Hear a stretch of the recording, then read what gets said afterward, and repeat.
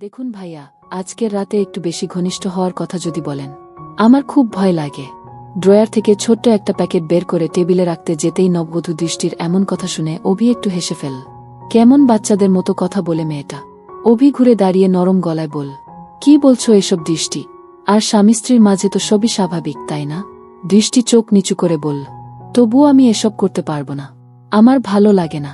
আচ্ছা ঠিক আছে, ওসব এখন করতে হবে না বলে অভি চেয়ার টেনে দৃষ্টির সামনে বসল। দৃষ্টি কিছুটা ইতস্তত করে বলল, তাহলে ওই যে ড্রয়ার থেকে প্যাকেট বের করলেন, ওগুলো কেন? আমি জানি এগুলো কি কাজে লাগে, ভাবি একদিন বলেছিল। অভি হেসে বলল, যেভাবে তোমাকে ভাবি বলেছে, আমাকেও এক বন্ধু মজা করে দিয়েছিল। এর বেশি কিছু না। লাল শাড়িতে লাজুক মুখের দৃষ্টি যেন স্বর্গের কোনো অপ্সরা। তার চোখে এখনো ভয় আর অচেনা এক সংকোচ। গত বছর দুর্ঘটনায় মা বাবা হারানোর পর অভির মা বাবাই দৃষ্টিকে নিজের ঘরে তুলে নিয়েছিলেন, আর আজ তাদের ইচ্ছা পূর্ণ হয়েছে। অভি কিছুদিন হলো একটা বড় কোম্পানিতে চাকরি পেয়েছে। সুদর্শন, শান্ত স্বভাবের এই মানুষটিকে দৃষ্টি মন থেকে শ্রদ্ধা করে, কিন্তু হঠাৎ এত কাছে আসার কথা ভাবতেই বুকের ভেতর অদ্ভুত কাঁপুনি লাগে তার। ঘোমটার নিচে গরমে ও লজ্জায় ঘেমে যাচ্ছে দৃষ্টি। অভি নরম গলায় বলল, গরম লাগছে তো, ঘোমটা সরিয়ে বসো। দৃষ্টি একটু পেছিয়ে গিয়ে বলল, ঘোমটা সরালে পড়ে যদি আপনি আমাকে কাছে টানেন? আমি কিন্তু সব বুঝি। অভি মুচকি হেসে বলল, আরে তুমি যেমন ভয় পাচ্ছ, আমি তেমন কিছু করব না। শুধু স্বাভাবিকভাবে কথা বলবো, একে অপরকে বুঝো। দৃষ্টি চুপ করে রিল। ঘরটা যেন নিস্তব্ধ হয়ে গেল। বাইরের হালকা বাতাসে পর্দা দুলছে, অথচ তাদের দুজনের চোখে অদ্ভুত এক টান, যেন কিছু না বলেও অনেক কিছু বলা হয়ে যাচ্ছে। ঘড়ির কাঁটা রাত 12টার কাছাকাছি। ঘরে হালকা আলো, বাইরে থেকে চাঁদের আলো এসে পড়েছে জানালা দিয়ে। দৃষ্টি চুপচাপ বিছানার একপাশে বসে আছে, ঘোমটা কপাল থেকে খানিকটা নেমে এসেছে। হাতে কাচের চুড়িগুলো মৃদু শব্দ করছে, কিন্তু তার চোখে স্পষ্ট ভয় আর লজ্জা। অভি বিছানার অপর পাশে এসে বসল, কিন্তু খুব কাছে নয়। এভাবে চুপ করে থাকছ কেন? আজ তো আমাদের প্রথম রাত, কথা তো বলো। দৃষ্টি মাথা নিচু করল, জানি না কি বলব। সবকিছু আমার কাছে নতুন। অভি নরম গলায় বলল, নতুন বলেই তো ধীরে ধীরে অভ্যস্ত হয়ে উঠতে হবে। আমি তোমাকে কখনো জোর করব না, কিন্তু তোমাকে বুঝতে চাই। দৃষ্টি একটু অবাক হয়ে তাকাল অভির দিকে। তার চোখে যেন আন্তরিকতার এক আশ্বাস আছে। অভি মুচকি হেসে বলল, জানো, ছোটবেলা থেকেই তুমি অন্যরকম ছিলে আমার চোখে। শান্ত, ভদ্র, আর সবসময় সবার কথা ভাবতে। তোমাকে যখন প্রথম দেখি লাল রঙের ওড়নায়, মনে হয়েছিল যদি তুমি একদিন আমার জীবনের অংশ হও, তবে সেটা হবে আমার জন্য সবচেয়ে বড় পাওয়া। দৃষ্টির গাল হালকা লাল হয়ে উঠল। এত কথা আগে বলেননি কেন? বলিনি, কারণ ভয় ছিল। হয়তো তুমি আমার জন্য তৈরি নও। দৃষ্টি এবার মৃদু হেসে বলল, আপনি জানেন, আমি আপনাকে কখনো না বলতাম না, কিন্তু আজ হঠাৎ এত কাছাকাছি আসা, ভয় লাগছে। অভি আস্তে করে তার হাত ধরল। ভয় পাওয়ার কিছু নেই। কাছে আসা মানেই কিছু করে ফেলা নয়। কাছে আসা মানে তোমার চোখের দিকে তাকিয়ে তোমার ভেতরের কথা পড়া, তোমার হাতের উষ্ণতা অনুভব করা। দৃষ্টি অবাক হয়ে দেখল, অভির হাত একদম উষ্ণ, কিন্তু শক্ত করে ধরা নয়, শুধু এক আশ্বাসের মতো। বাইরে হালকা বাতাসে পর্দা দুলছে, আর ঘরের ভেতর নীরবতার মাঝেও এক ধরনের রোমাঞ্চ ছড়িয়ে পড়েছে। দৃষ্টি ধীরে ধীরে স্বস্তি অনুভব করছে। দৃষ্টি, আজ আমরা শুধু কথা বলব। চাইলে তোমার ছোটবেলার গল্প শোনাও, কিংবা আমার প্রথম চাকরির দিনের গল্প শোনো। দৃষ্টি একটু হেসে বলল, আপনি নিশ্চিত কিছুই করবেন না? অভি মজা করে বলল, কিছু করব না বলিনি, বলেছি তোমার অনুমতি ছাড়া কিছু করব না। দৃষ্টি লাজুকভাবে মুখ ফিরিয়ে নিল, কিন্তু ঠোঁটের কোণে হাসি ফুটে উঠল। ঘরের ভেতর যেন এক মিষ্টি খেলা শুরু হয়ে গেল। চোখের চাওয়া, হাসির আড়ালে লুকানো সংকেত, আর এক অদ্ভুত টান, যা তাদের ধীরে ধীরে একে অপরের দিকে নিয়ে যাচ্ছে। বাইরে মাঝরাতের নীরবতা। দূরে কোথাও কুকুরের ডাক শোনা যাচ্ছে, আর মাঝে মাঝে রাস্তার বাতির নিচে পতঙ্গ উড়ছে। ঘরের ভেতর দৃষ্টি ও অভি এখনো পাশাপাশি বসে আছে, কিন্তু এখন তাদের মধ্যে দূরত্ব আগের চেয়ে কম। অভি আস্তে করে বলল, দৃষ্টি, তোমার চোখের দিকে তাকালে মনে হয় তুমি হাজার কথা লুকিয়ে রেখেছ। দৃষ্টি লাজুকভাবে বলল, সব কথা মুখে বলা যায় না, কিছু কথা চোখেই বলা ভালো। অভি মুচকি হাসল, তাহলে আজ শুধু চোখ দিয়ে কথা বলি। দৃষ্টি এক মুহূর্তের জন্য অভির চোখের দিকে তাকাল, তারপর তাড়াতাড়ি মুখ ফিরিয়ে নিল। না, থাক, তাতে আপনি আবার কিছু ভেবে বসবেন। কিছু ভাবলে কি দোষ হবে?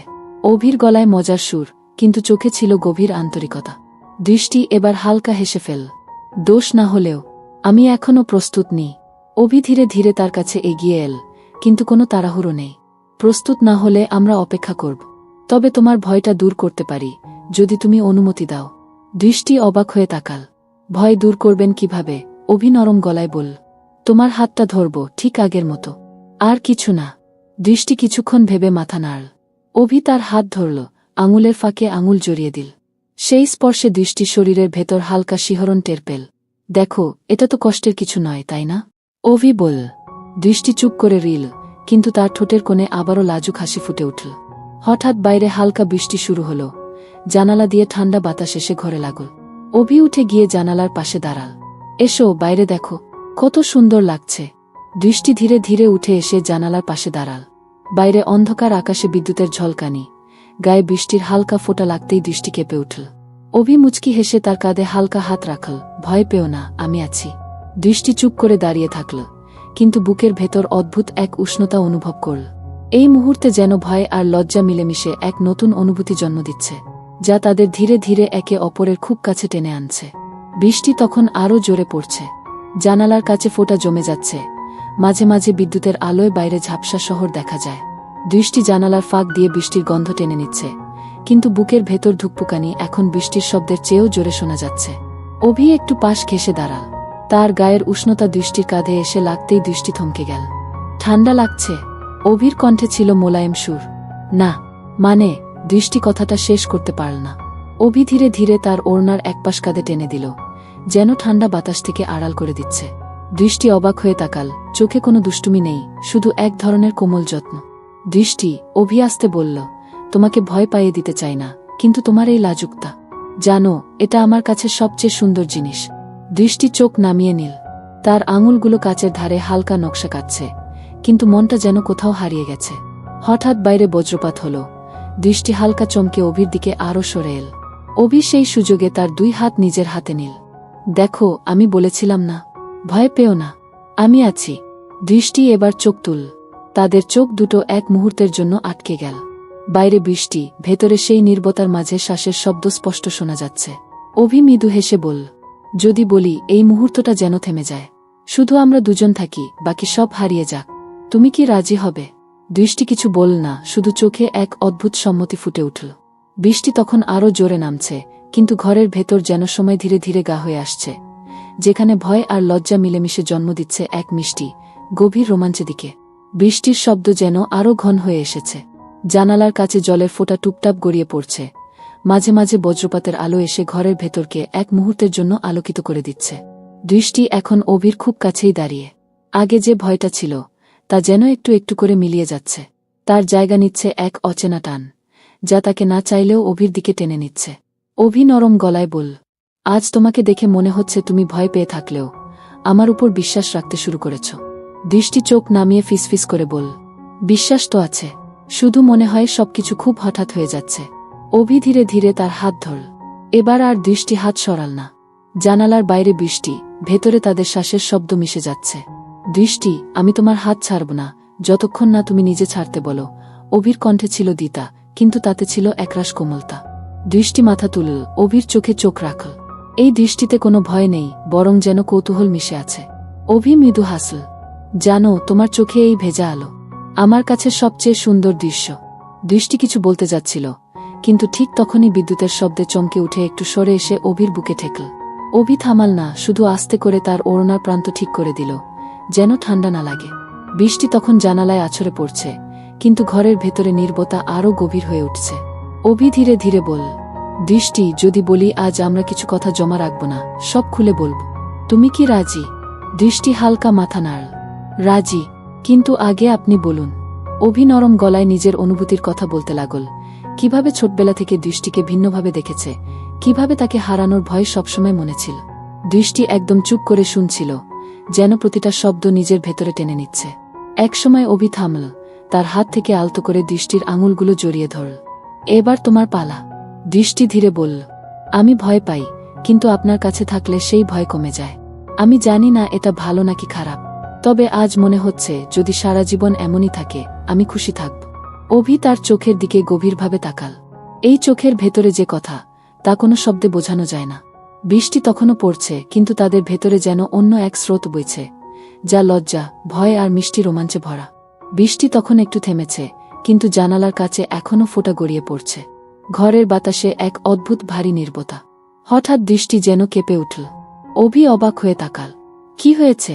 দৃষ্টি কিছু বলল না, শুধু একদম সাদা হয়ে যাওয়া মুখে তাকিয়ে রিল দরজার দিকে। দৃষ্টি, বলো তো কি হয়েছে? না, কিছু না, দৃষ্টি গলা শুকিয়ে যাওয়া স্বরে বলল, কিন্তু চোখে ভয় পরিষ্কার। অভি কাছে এগিয়ে আসতেই হঠাৎ দৃষ্টি জোরে চিৎকার করে উঠল। কেউ আছেন? প্লিজ। চিৎকার এত হঠাৎ ছিল যে অভিও কিছুক্ষণ হতভম্ব হয়ে গেল। তারপর সে দরজার দিকে তাকাল। কেউ নেই। বাইরে বারান্দা ফাঁকা, কেবল দূরে ছাদের কার্নিশ থেকে জল পড়ছে টুপটাপ শব্দে। তুমি চিৎকার করছো কেন? বাইরে কেউ নেই তো। অভির গলায় বিস্ময় আর আতঙ্ক মিশে আছে। দৃষ্টি হাঁপাচ্ছে, চোখে পানি এসে গেছে।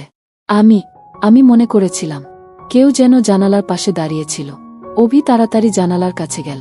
বাইরে অন্ধকার, কেবল গলির বাতির নিচে ঝাপসা বৃষ্টির ধারা। এখানে কেউ নেই দৃষ্টি। হয়তো তোমার ভুল লাগছে। দৃষ্টি মাথা নাড়ল। না, আমি স্পষ্ট দেখেছি, কালো ছায়ার মতো, আর সেই ছায়া আমার দিকে তাকিয়েছিল। অভি চুপ করে গেল। তার নিজেরও মনে এক অদ্ভুত অস্বস্তি জন্ম নিল, কিন্তু দৃষ্টিকে ভয় না দেখিয়ে সে হাত বাড়িয়ে বলল, এসো বসো। আমি আছি, তুমি ভয় পেও না। দৃষ্টি ধীরে ধীরে অভির কাছে এসে বসে পড়ল, কিন্তু তার বুকের ধুকপুকানি যেন থামছেই না। বাইরে আবার হালকা বাতাস উঠেছে, পর্দা দুলছে। দৃষ্টি কেঁপে উঠল। অভি এবার হাত বাড়িয়ে তার হাত শক্ত করে ধরল। আমি আছি দৃষ্টি, যদি কেউ থাকে সে এই ঘরে ঢুকতে পারবে না।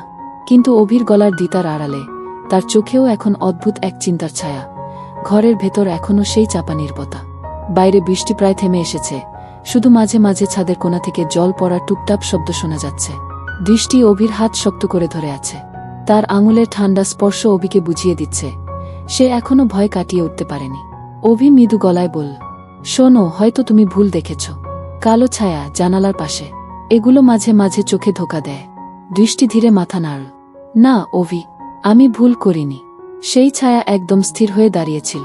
আমি বুঝতে পারছিলাম কেউ আমার দিকে তাকিয়ে আছে। অভি একটু থেমে তার দিকে তাকাল।